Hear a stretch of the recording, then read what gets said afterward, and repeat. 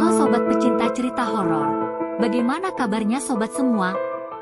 Semoga sobat semua dalam keadaan sehat selalu dan dalam lindungan Allah selalu. Amin, amin, amin. Nah sobat, kali ini saya akan membawakan cerita yang berjudul Penghuni Kos dari Dunia Lain. Kita mulai aja ya ceritanya. Malam itu, bulan sabit tergantung di langit.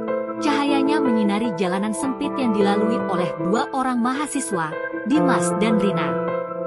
Mereka baru saja tiba di kota ini untuk memulai semester baru di universitas ternama. Namun, usaha mereka mencari kos di sekitar kampus sudah menemui jalan buntu. Semua kos sudah penuh terisi. Mereka tak punya pilihan selain terus mencari hingga larut malam, berharap menemukan tempat tinggal sementara.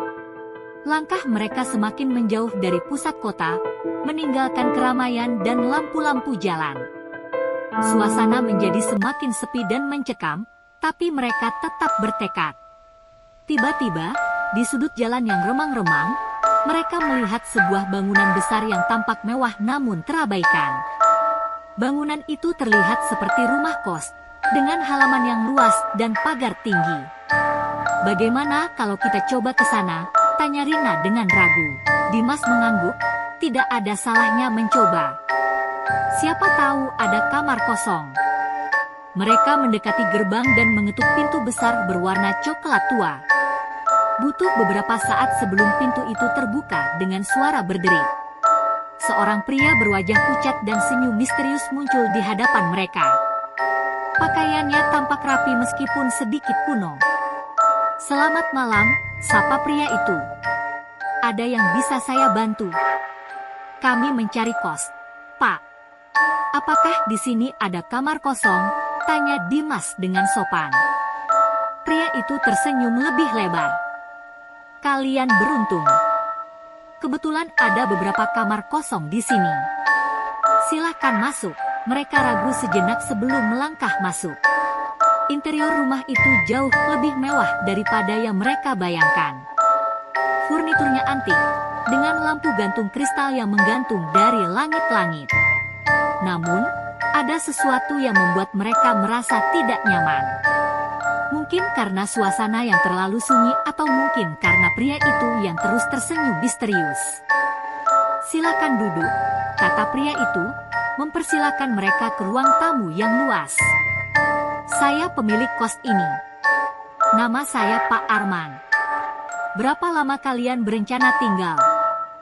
Kami akan kuliah di sini, jadi mungkin cukup lama, jawab Rina. Berapa biaya sewanya, Pak?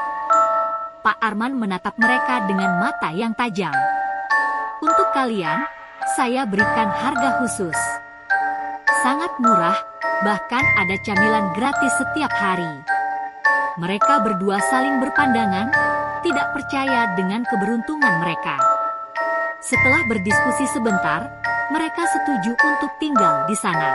Pak Arman memberikan kunci kamar mereka dan menunjukkan jalan. Kamar-kamar itu ternyata sangat nyaman. Dimas dan Rina merasa lega dan langsung beristirahat setelah hari yang melelahkan. Keesokan paginya, mereka bangun dengan perasaan segar. Camilan yang dijanjikan Pak Arman pun sudah tersedia, disajikan di piring kuno yang tampak elegan. Hari-hari berikutnya mereka merasa semakin betah. Waktu di kos-kosan tersebut terasa berbeda, seolah-olah berjalan lebih lambat. Camilan selalu tersedia setiap hari, dan rasanya selalu lezat. Mereka hampir lupa tujuan utama mereka ke kota ini, yaitu untuk kuliah. Setiap kali mereka berusaha mengingat untuk berangkat ke kampus, ada saja hal yang membuat mereka tetap tinggal. Namun, lama-kelamaan mereka mulai menyadari keanehan.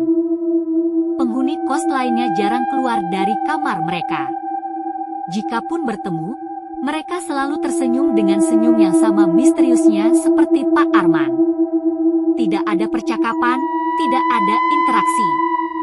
Hanya keheningan yang mencekam. Suatu malam, Dimas tidak bisa tidur. Dia memutuskan untuk keluar dan berjalan-jalan di sekitar rumah. Saat melewati kamar-kamar lain, dia melihat sesuatu yang aneh. Di balik pintu-pintu kamar yang sedikit terbuka, dia melihat para penghuni duduk diam dengan tatapan kosong, seolah-olah terperangkap dalam dunia mereka sendiri. Dia segera kembali ke kamarnya dan membangunkan Rina. "Kita harus pergi dari sini," bisiknya dengan panik. "Ada apa?" tanya Rina, setengah mengantuk. "Aku tidak tahu, tapi tempat ini tidak normal. Para penghuni kos lainnya aneh, dan aku merasa ada yang tidak beres." Mereka memutuskan untuk berkemas dan pergi secepat mungkin.